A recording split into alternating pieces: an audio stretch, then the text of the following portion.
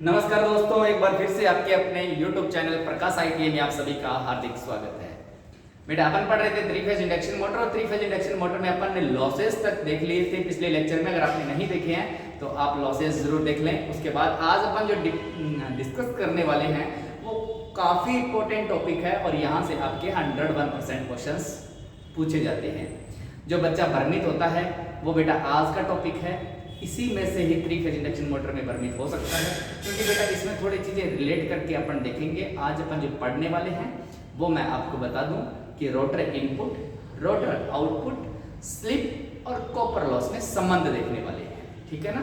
तो सबसे पहले अपन हेडिंग डालते हैं और समझते हैं बेटा कि अपना क्या क्या होता है। तो आप हेडिंग जरूर डालें कि rotor input, rotor input comma एक rotor output comma comma slip comma copper loss में संबंध। आज जो अपन देखने वाले हैं वो बेटा क्या देखने वाले हैं कि रोटर इनपुट जो होता है और जो रोटर आउटपुट देगा, इन दोनों के बीच में क्या रिलेशन है, इनका स्लिप के साथ में क्या रिलेशन है और इनका कॉपर लॉस के साथ में इनका क्या रिलेशन है। आज अपन ये देखने वाले हैं। यहां से आपको देखने से पहले, आपको चीजें समझने से पहले मैं कुछ बातें आपको बताने वाला हूं, आपको ध्यान से सुनना है, बहुत ज्यादा इंपॉर्टेंट है। ध्यान से आप एक बार सुनते रहें कि क्या हो रहा है, अपन क्या पढ़ रहे हैं। चलो बेटा, यहां से अगर मैं बात करूं तो मेरे को ये बताओ कि ये मेरा एक स्टेटर है। देखना, ये डायग्राम समझ में आ गया तो सब चीजें समझ में आएगी। ये मेरा एक स्टेटर है, ये स्टेटर माना बेटा, और स्टेटर में मैंने क्या कर दिया, वाइंडिंग कर दी। चलो पूरे पे वाइंडिंग कर देते हैं जी। स्टेटर लिया, स्टेटर पर वाइंडिंग है। कौन सी वाइंडिंग है, सब बच्चे जानने लगे अब तो इसको कि थ्री फेज वाइंडिंग है सर। थ्री फेज वाइंडिंग है और थ्री फेज अपन इसको सप्लाई दे रहे हैं। जानते हो कि स्टेटर है, स्टेटर को थ्री फेज सप्लाई से अपन ने जोड़ रखा है और ये है अपना स्टेटर। स्टेटर का मतलब होता है स्टेशनरी पार्ट, मतलब स्थिर भाग, ये घूमता नहीं है, इसका चुंबकीय फ्लक्स घूमता है। याद रखना है बेटा, इसमें जो चुंबकीय फ्लक्स होगा वो आपका रोटेट करेगा और इसमें यहां पर रखा होता है आपका रोटर। ये क्या है, ये है अपना रोटर। रोटर पर भी बेटा वाइंडिंग की जाती है, या फिर अपन कह देते हैं कि चालक की छड़ें रखी जाती है, शॉर्ट सर्किट। वो आपके रोटर पर डिपेंड करेगा रोटर कौन सा लिया हुआ है जी। रोटर है, रोटर को अपन सप्लाई देते हैं क्या, तो आप कहोगे सर हम रोटर को सप्लाई नहीं देते हैं जी। रोटर को अपन ने सप्लाई नहीं दी है, स्टेटर को सप्लाई दी है। तो यहां से अपने मन में, दिमाग में एक क्वेश्चन आता है कि सर इसके पास में ये घुमा कैसे फिर, क्योंकि मोटर का काम क्या है, मोटर का काम आपका ये है कि जो ये रोटर है ये आपका कैसा होगा, घूमेगा, रोटेट करेगा। क्या करेगा, रोटेट करेगा। तो बेटा ये अपना घूमेगा कैसे, तो बेटा आपने फेराडे का नियम पढ़ा होगा, लेंज का नियम पढ़ा होगा, मैंने working principle of three phase induction motor पढ़ाया था, मैंने आपको इसको घुमा के दिखाया था। नहीं समझ में आया, दोबारा सुन लें कैसे घूमता है। ये स्टेटर होता है, ये स्टेटर क्या करता है, एक घूर्णनीय चुंबकीय क्षेत्र को पैदा करता है, मतलब एक रोटेटिंग मैग्नेटिक फील्ड डेवलप करता है। कौन करता है, आपका स्टेटर करता है। कौन करता है, आपका स्टेटर करता है। ठीक है ना। तो याद रखना है, स्टेटर क्या कर रहा है, आपका रोटेटिंग मैग्नेटिक फील्ड डेवलप कर रहा है। ये रोटेटिंग मैग्नेटिक फील्ड जो आपका डेवलप हुआ है, ये जो होता है कितना होता है, तो आपको याद रखना है कि 1.5 होता है 5 मैक्सिमम फ्लक्स का। ओके, यहां तक अपने को पता है और अपन ने देख भी रखा है। अब मेरे को एक चीज बताएं कि ये जो आपका रोटेटिंग मैग्नेटिक फील्ड है, ये बेटा आपका इस स्टेट रोटर को क्या करेगा, कट करेगा। रोटर को जैसे ही आपका कट करेगा फ्लक्स, और रोटर में शॉर्ट सर्किट चालक रखे गए हैं, शॉर्ट सर्किट वाइंडिंग की गई है, भलाई वो स्लिप रिंग इंडक्शन मोटर हो तो शॉर्ट स्लिप रिंग से की जाती है, और स्क्वायर केज मोटर होती है तो अपन एंड रिंग से क्या कर देते हैं, इसकी वाइंडिंग को शॉर्ट कर देते हैं। तो फैराडे क्या कहता है कि किसी भी शॉर्ट सर्किट चालक को मैग्नेटिक फील्ड में रखने पर उसमें एक इंड्यूस्ड ईएमएफ हो जाता है, बिल्कुल, कि इसमें एक विद्युत वाहक बल बन जाएगा। इस विद्युत वाहक बल से इसमें एक क्या होगा, करंट फ्लो होगी, मतलब वोल्टेज बन गई है, एक प्रकार से करंट पैदा होगी। ये करंट के कारण इसमें भी फ्लक्स पैदा होगा जो इसका विरोध करेगा तो ये फ्लक्स ज्यादा होने के कारण अपनी दिशा में इसको घुमा देता है। ये तो था बेटा घूमने की प्रोसेसिंग। अब मेरी बात सुनो जी, मैं आपको समझाने वाला था कि rotor input, rotor output, slip और कॉपर लॉस में संबंध देखने वाले थे अपन तो चले गए घुमाने के चक्कर में। तो बेटा मैं आपको देखो ये चीजें क्यों बता रहा हूं, क्योंकि अभी काम आने वाली है। तो सबसे पहले मेरे को एक चीज बताओ जी, यहां पर आपने वाइंडिंग की है, जिस स्टेटर पर वाइंडिंग की है, और वाइंडिंग किसकी है बेटा, तो आप कहोगे सर कॉपर की है। कॉपर की वाइंडिंग है कि नहीं है, आप कहोगे यस है। बेटा मैंने यहां से 3 फेज को सप्लाई दिया है, मैं ये क्या कर रहा हूं, स्टेटर को इनपुट दे रहा हूं, तो आपको यस सर, ये स्टेटर को हम इनपुट दे रहे हैं। जिस स्टेटर का आउटपुट क्या होगा, तो आपको सर जो ये फ्लक्स पैदा करेगा ये स्टेटर करता है, जो ये फ्लक्स पैदा होता है, जो ये फ्लक्स पैदा होता है, यही आपका स्टेटर का आउटपुट है कि नहीं है, तो आपको भी यस सर हमारे स्टेटर का आउटपुट ये है। तो बेटा अब मेरी बात सुनना कि अगर मेरे को स्टेटर का आउटपुट निकालना है, मेरे को स्टेटर का आउटपुट निकालना है, तो मैं कैसे निकालूंगा, तो मैं यही कहूंगा कि जो रोटर स्टेटर को इनपुट दे रहे हो उसमें से आपका कॉपर लॉस को माइनस कर दो, आपका क्या निकल के आ जाएगा, स्टेटर आउटपुट निकल के आ जाएगा, कह सकते हैं। तो यहां पर मैंने लिखा कि स्टेटर आउटपुट क्या हो जाएगा बेटा, कि जो स्टेटर को आप इनपुट दे रहे हो, स्टेटर इनपुट माइनस क्या हो जाएगा आपका कॉपर लॉस। अब कॉपर लॉस किसका, ये वाइंडिंग जो कॉपर की बनी है स्टेटर की, तो इस पे कोई लॉस होगा उसको अपन माइनस कर देंगे, तो अपने क्या मिलेगा, stator input minus copper loss. Yes या नो, तो आपको भी यस सर मिलेगा, बिल्कुल मिलेगा। अभी मेरे को एक चीज बताओ यहां से यार, कि सर ऐसे कैसे हुआ, किसी बच्चे के दिमाग में नहीं आया तो सुनना एक बार। बेटा मैंने सपोज करो इनपुट मैंने 5 किलोवाट दिया, इनपुट मैंने कितने किलोवाट दिया मोटर को, 5 किलोवाट दे दिया। मेरे को यहां पर आउटपुट मिल रहा है ये 4 किलोवाट मिल रहा है, तो मैं 1 किलोवाट कहां गया, जी वाइंडिंग खा गई, किसकी, स्टेटर की। तो बेटा मैं ऐसा कह सकता हूं output plus copper loss equal आपका इनपुट। आउटपुट निकालना हो मेरे को तो मैं क्या कहूंगा, stator input minus copper loss, यही तो लिखा है ना। अब एक चीज और याद रखना दूसरी, कि ये जो स्टेटर का आउटपुट आपको मैग्नेटिक फ्लक्स मिल रहा है, ये मैग्नेटिक फ्लक्स सारा का सारा कहां पर आ रहा है, तो आपको भी सर हमारे रोटर पर आ रहा है। तो मैं ऐसा कह सकता हूं कि रोटर स्टेटर का आउटपुट रोटर का इनपुट, मतलब अब जो यहां पर इस रोटर में जो चीजें आएगी वो रोटर का इनपुट होगा कि नहीं होगा, तो आपको भी यस सर। तो रोटर का इनपुट कौन सा है, तो स्टेटर का आउटपुट ही रोटर का इनपुट है। ओके, तो ये बातें आपको याद रखनी है कि स्टेटर आउटपुट इक्वल मतलब बराबर होगा रोटर इनपुट के। कोई दिक्कत यहां तक, तो आपको भी नहीं सर कोई प्रॉब्लम नहीं है। अभी मेरी बात सुनो, यहां पर लगेंगे शाफ्ट, जी शाफ्ट अपनी घूमेगी, तो मैं शाफ्ट घूमेगी तो अपन कहेंगे रोटर आउटपुट दे रहा है। शाफ्ट घूमने का मतलब रोटर आउटपुट दे रहा है। रोटर में भी वाइंडिंग है तो रोटर में भी कॉपर लॉस होगा कि नहीं होगा, तो आपको यस सर होगा। तो बेटा मैं यहां से अगर बात करूं कि रोटर आउटपुट मेरे को निकालना है, तो मैं क्या कहूंगा, कि रोटर इनपुट माइनस कर दो कॉपर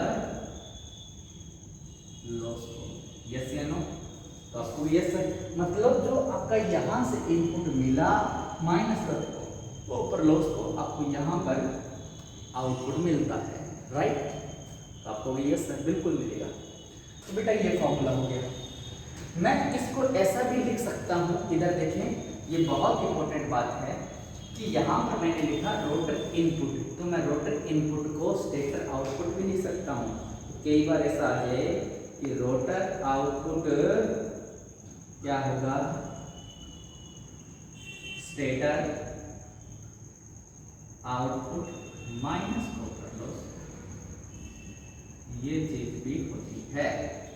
रोटर आउटपुट को आप rotor input minus copper loss लिख दो या stator output minus copper loss लिख दो, बात एक ही है, क्योंकि आपका स्टेटर आउटपुट रोटर इनपुट के बराबर होता है। यहां तक किसी बच्चे को प्रॉब्लम नहीं आनी चाहिए। ओके, अब सुनो बेटा, अब ये बातें तो आपको दिमाग में रखनी है। नेक्स्ट मैं लिखता हूं यहां पर कि रोटर, क्या लिखता हूं कि रोटर इनपुट क्या होगा, या फिर ऐसा नहीं लिखे, आप यूं लिखें, थोड़ा अच्छा लगेगा कि जी स्टेटर आउटपुट क्या होगा। अब अपन सारे जानते हैं कि स्टेटर का आउटपुट मैग्नेटिक फ्लक्स है। मैग्नेटिक फ्लक्स आपका रोटेट कर रहा है, रोटेट कर रहा है, किस स्पीड पर रोटेट कर रहा है? तो आपको भी सर सिंक्रोनस स्पीड पर रोटेट कर रहा है। किस पे रोटेट कर रहा है? सिंक्रोनस स्पीड पर रोटेट कर रहा है। मतलब सिंक्रोनस स्पीड क्या होती है, और इसका फॉर्मूला भी मैंने बताया था कि ये जो फ्लक्स रोटेट करता है, ये करता है आपका ns इक्वल होता है 120 F/v की स्पीड से रोटेट करता है। कौन? आपका फ्लक्स, यस या नो? तो आपको भी यस सर, हमारा जो फ्लक्स रोटेट करता है वो इस स्पीड पर डिपेंड करता है, हाँ या ना? तो यस सर करता है। तो मैं अगर ऐसा कहूं कि जो स्टेटर का आउटपुट है, तो स्टेटर का आउटपुट ये रोटेटिंग मैग्नेटिक फ्लक्स ही तो है ना? तो यहां से अगर अपन देखें तो स्टेटर का जो आउटपुट अपने पास निकल के आएगा, वो स्टेटर का आउटपुट क्या निकल के आएगा, वो होगा 2 पाई nsT/60। आपको याद रखना है। आप इसे स्टेटर का आउटपुट भी कह सकते हो और अपन इसी को रोटर का इनपुट कह सकते हैं। कह सकते हैं, इसे कह सकते हैं, यहां से निकल देखो stator output equal rotor input होता है। तो मैं इसी को ये भी तो कह सकता हूं कि रोटर इनपुट क्या होगा, रोटर इनपुट यही तो है 2 पाई nsT/60, यस या नो? तो आपको भी यस सर। ये अपने पास इक्वेशन नंबर 1 मान के बनते हैं। आपको याद रखना है स्टेटर आउटपुट ये होता है, रोटर इनपुट ये होता है, मतलब रोटर इनपुट इक्वल होता है रोटर स्टेटर आउटपुट के। स्टेटर आउटपुट इक्वल होता है रोटर इनपुट के, रोटर इनपुट इक्वल होता है स्टेटर आउटपुट के। तो यहां तक तो किसी बच्चे को प्रॉब्लम नहीं आनी चाहिए। चलो बेटा एक बार के लिए नोट करें, फिर अपन आगे की और चीजें देखते हैं। मैं और चीजें बताता हूं आपको। अगर अपने पास ऐसा पूछ लेता कि देखो नेक्स्ट देखना, अगर अपने पास यही बात पूछ ले कि जी रोटर का आउटपुट क्या होगा, रोटर आउटपुट क्या होगा, तो रोटर आउटपुट सुनना क्या होता है, तो रोटर आउटपुट होता है 2 पाई nRT/60। मतलब इस बार आपका रोटर आउटपुट कहने का मतलब आपकी शाफ्ट घूमना, शाफ्ट घूमेगी, मतलब आपका रोटर की स्पीड की बात हो रही है। तो यहाँ पर nr आ गया, nr का मतलब होता है आपके रोटर की स्पीड, यस या नो? तो आपको सर nr होता है हमारा रोटर की स्पीड और ns होता है हमारी सिंक्रोनस स्पीड। ओके, तो याद रखना कि आपके रोटर इनपुट में तो ns आता है और रोटर आउटपुट में nr, मतलब आपका रोटर की स्पीड आती है और फॉर्मूला आपका एज इट इज है। ओके, अब चलते हैं, मैं थोड़ा सा आगे ले चलूं आपको। तो आपने नोट भी कर लिया इन चीजों को, मैं यहां से रफ करता हूं।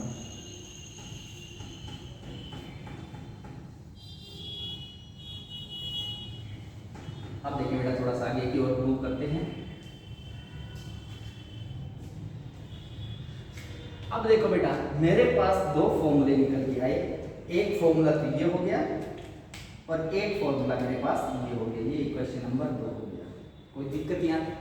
अगर मेरे को निकालना हो कॉपर लॉस, मेरे को निकालना हो रोटर कॉपर लॉस निकालना है, मेरे को रोटर कॉपर लॉस निकालना है, तो मैं क्या कहूंगा, रोटर पर जितना इनपुट आ रहा है, रोटर पर जितना आउटपुट मिल रहा है, दोनों को माइनस कर दो, जो हमारा कॉपर लॉस निकल के आ जाएगा नहीं आ जाएगा? तो आपको yes sir.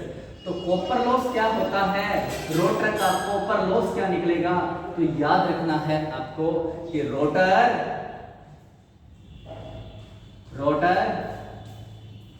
Input minus rotor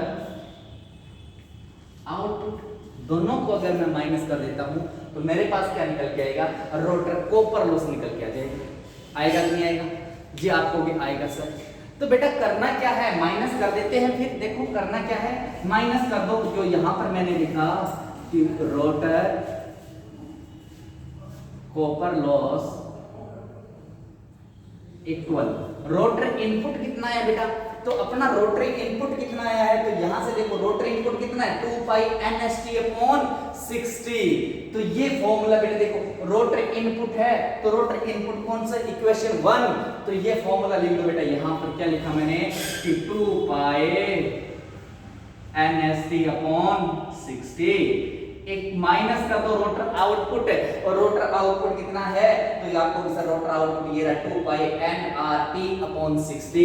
तो यहां से मैंने पुट किया कि 2 पाई NRT अपॉन 60। बताओ बेटा, यहां से अगर मैं कॉमन लूंगा तो कॉमन क्या क्या आएगा, तो आपको भी 2 पाई T अपॉन 60, 2 पाई T अपॉन 60 कॉमन आ रहा है। तो यहां से मैंने लिया कॉमन, किसको, तो कॉमन लिया बेटा मैंने 2 पाई T अपॉन 60 को मैंने कॉमन ले लिया। अंदर अपने पास क्या बच गया, NS माइनस NR बच गया। यस या नो? तो आपको भी यस सर, हमारे पास ये बच गया। इक्वल क्या आ रहा है बेटा आपका, रोटर कॉपर लॉस निकल के आ रहा है। देखो रोटर कॉपर लॉस हो गया। अब मेरे को एक चीज बताओ कि ये इक्वेशन मैं मान लेता हूं 3 नंबर। इस 3 नंबर इक्वेशन में अगर मैं इक्वेशन 1 का भाग लगा दूं तो क्या हो जाएगा? देखो, तो मैंने यहां पर लिखा कि इक्वेशन 1 में, सॉरी इक्वेशन 3 में 1 का भाग लगाने पर, जी भाग लगा देते हैं। अब बेटा मैंने क्या किया कि ये लो, मैंने क्या किया, रोटर कॉपर लॉस है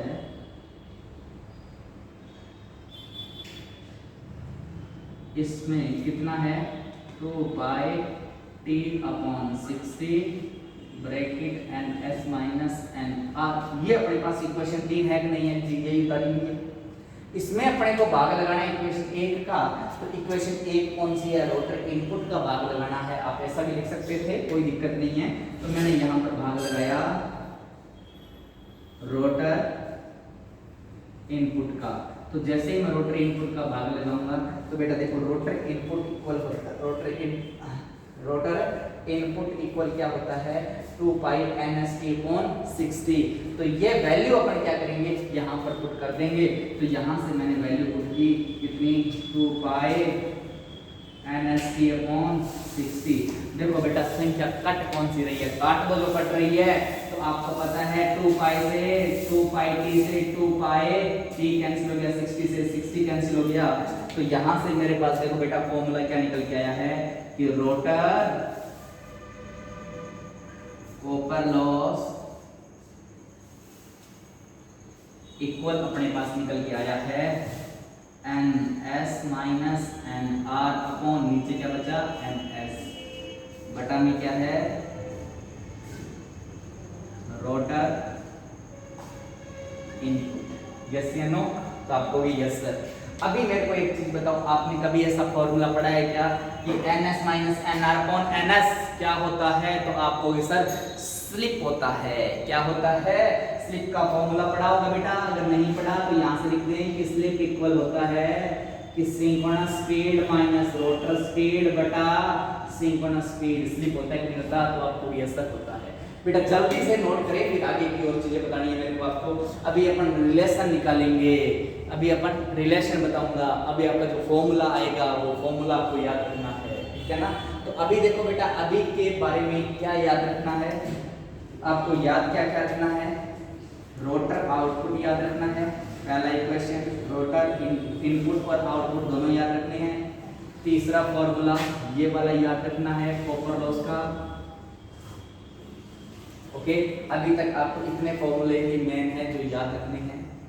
आगे अपन चलते हैं, यहाँ तक आपका नोट हो गया। अब देखिए बेटा, थोड़ा सा आगे की ओर मैं मूव कर लेता हूँ। आगे देखते हैं, कुछ बातें और बताते हैं इसी में आपको।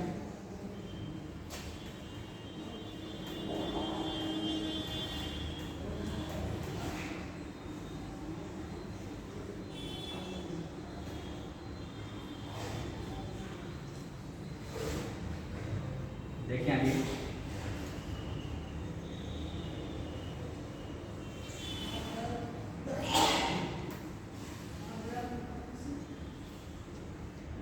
आगे देखें, यहां से मैं पता चला रोटर कॉपर लॉस बटा रोटर इनपुट इक्वल स्लिप होती है। इसको अपन स्लिप बोल सकते नहीं बोल सकते, तो आपको ये सब बोल सकते हैं।